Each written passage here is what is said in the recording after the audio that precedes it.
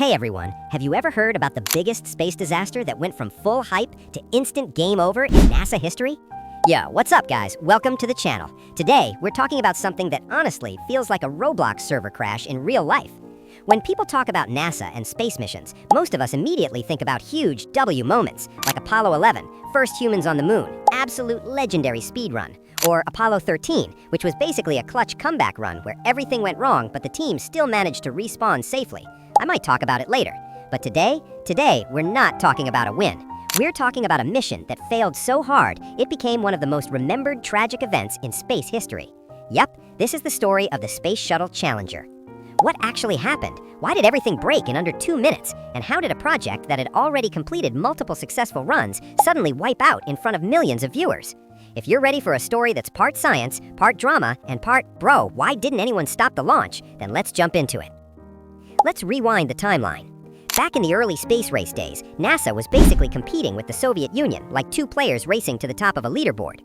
Early missions like Apollo used rockets that were one-time use only. Launch it, dump parts mid-air, never see them again. Super expensive, massive resource drain, absolute pay-to-win energy. By the time we hit the late 1970s and early 1980s, the US started thinking, hold up, this model isn't scalable. We can't keep burning budget like this. So NASA introduced a brand new concept, reusable space shuttles. Think of it like this. Instead of throwing away your Roblox gear every round, you keep it, repair it, and reuse it for the next match. Sounds OP, right? And at first, it actually worked. The Space Shuttle program launched in 1981, and between 1981 and 1986, NASA completed around 20 missions successfully. The Challenger alone had already flown 9 times. No crashes, no wipes, solid track record. NASA was feeling confident, like really confident. So confident that they decided space travel wasn't just for elite astronauts anymore. Enter the Teacher in Space program. In 1984, NASA announced a project that was meant to be a massive PR win: send a civilian teacher into space to teach lessons directly from orbit. Over 11,000 teachers applied. After multiple rounds, NASA selected Krista McAuliffe, a social studies teacher from New Hampshire. This was huge. Students across the US were hyped. Schools planned watch parties. Media was everywhere. It was supposed to be a wholesome, inspirational moment. America showing the world that space was becoming normal. Cold War era, this was peak flex. Launch day, January 28, 1986. Millions of people were watching live.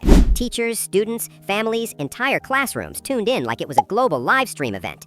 At 11:38 a.m., the Challenger lifted off from Kennedy Space Center in Florida. 7 crew members on board. Everything looked normal. Crowds cheering, cameras rolling, server seemed stable. Then, at T plus 68 seconds, Mission Control says, "Challenger, increase throttle." Challenger replies, "Roger, throttle up." That was the last message ever received from the shuttle. Less than 5 seconds later, the sky lit up with a massive fireball. At 46,000 feet, the shuttle disintegrated mid-air. Debris scattered into the Atlantic Ocean. Millions of people watched it happen, live. Instant silence, instant shock, total game over. So, what caused it? Was it just a random mechanical failure? A freak accident? Nope, this wasn't RNG. This was a stacked chain of bad decisions. Investigators later recovered the wreckage and synced it with launch footage. That's when they noticed something terrifying. At T plus 0.678 seconds, not even a full second after launch, black smoke was leaking from the joint of the right solid rocket booster. That joint was sealed by a rubber component called an O-ring. And here's the thing, that O-ring wasn't working properly because of the cold. On launch day, temperatures dropped to 2 degrees Celsius, 35 degrees Fahrenheit, way colder than anything NASA had tested the O-rings for. They were only tested down to 12 degrees Celsius. In gaming terms, they launched on a map with settings that were never QA tested. The O-ring hardened. It couldn't seal properly. Hot gases leaked out. At first, debris temporarily plugged the gap, pure bad luck masking a fatal bug. But once the shuttle hit stronger winds and vibration around 58 seconds, that temporary plug failed. Flames escaped. They burned through structural supports. They ruptured the external fuel tank, and boom! Not an explosion like a bomb, but structural breakup due to insane aerodynamic forces. The shuttle wasn't built to handle that kind of stress. It was like turning your character sideways at max speed. The wind resistance just rips everything apart. Here's the worst part. Engineers knew this could happen. The night before launch, engineers from the rocket manufacturer warned NASA management, "Do not launch. The cold is too dangerous." They said the data was incomplete, the checklist wasn't clear, the risk was real. But NASA management was under massive pressure. The mission had already been delayed, public image was on the line, schedules were tight, Cold War optics mattered. So instead of listening to engineers, leadership basically said, "Think like executives, not like engineers." Translation, ignore the safety warnings, ship it anyway. And worse, that warning never reached top-level leadership. The info died in middle management. So when launch morning came, executives saw ice on the launch pad and thought, no problem, we'll just delay a bit so it melts. They didn't even know the real issue wasn't the ice, it was the O-rings.